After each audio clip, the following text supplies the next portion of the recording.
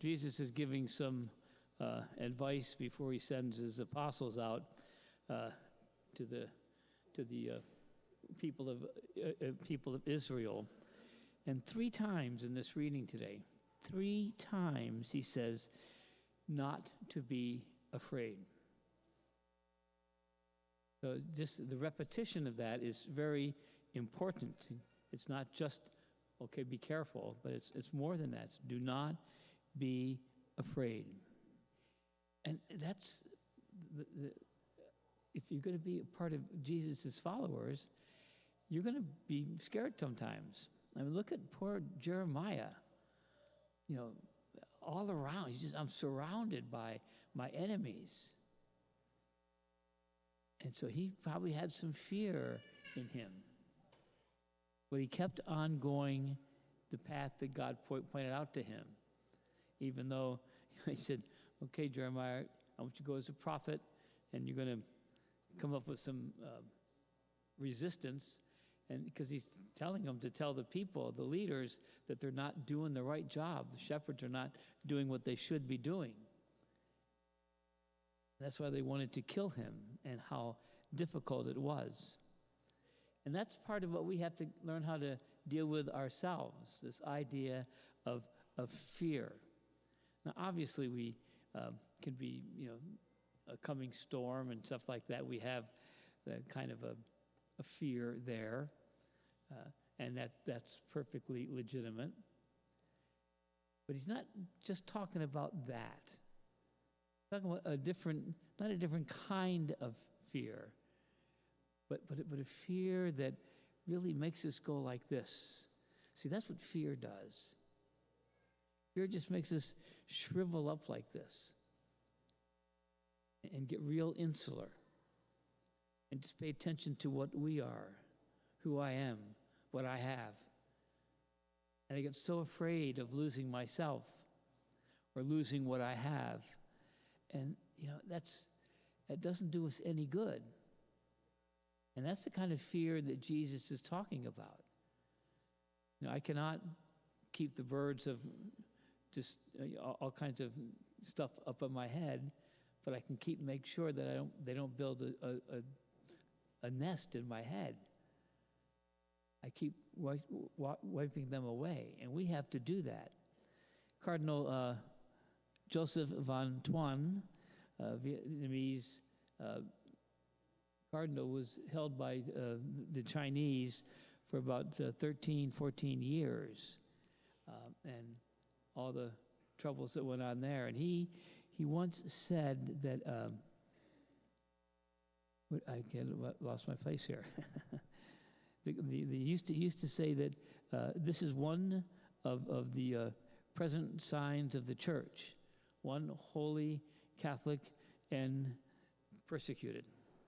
That's how he would say it. And that's pretty much what happened to the apostles. I mean, it was difficult because all but one was a martyr. All but one. John escaped martyrdom, but Peter was crucified. James the Greater was beheaded. Andrew was crucified. Bartholomew was skinned alive.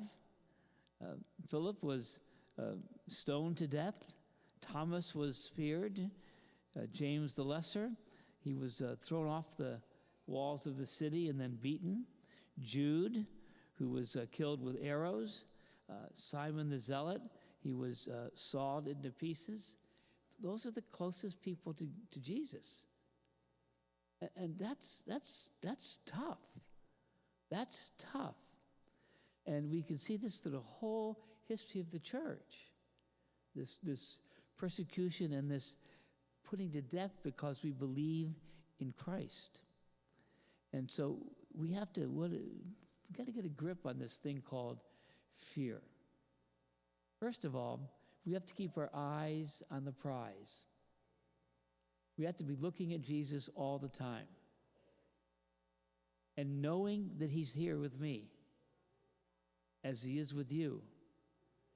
We can conquer those fears. We don't have to live being afraid. We don't have to be like this. Because this is not the posture of Jesus.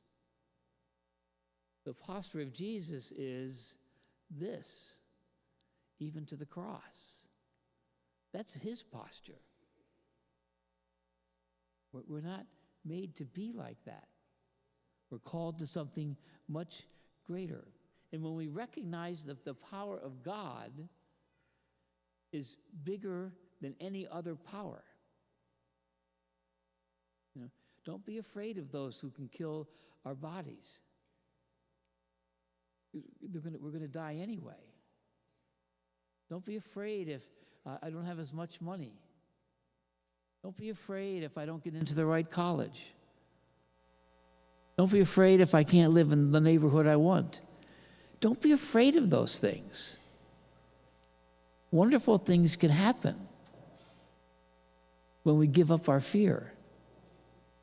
Because then when we get just what we want on earth, then we start doing this because I want to protect it all. And we can't really do that. But God says to us and teaches us, don't be afraid. Something better is out there, something much, much better. We are disciples of Christ, and because of that, we have meaning, purpose, and ecstasy if we want it. We can have a joy all the time.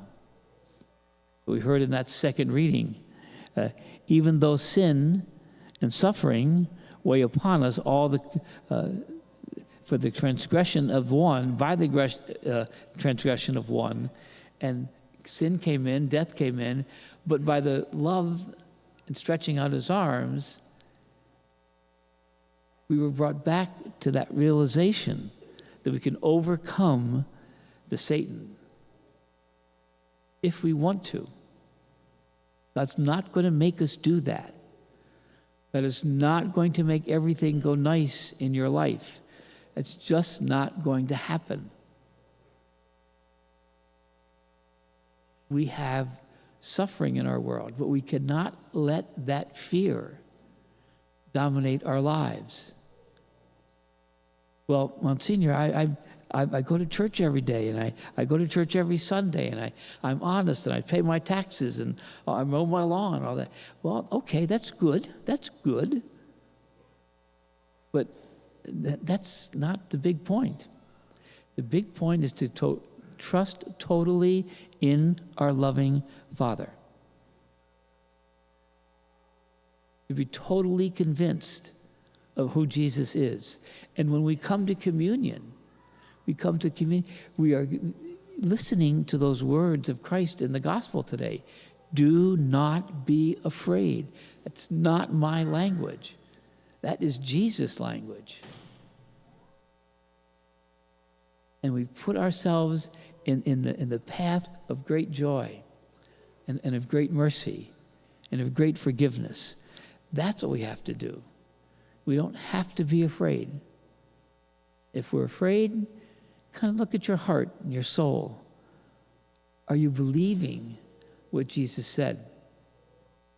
Are you believing the message of the Father? Do you trust in God? If you trust in God, you will never be afraid. You will always be able to know, and God will know you, and you will proclaim him to others. So this week, think about where do I let fear hold me back? Where do I let fear get into my heart, into my soul? And listen to those words of the gospel today. Don't be afraid.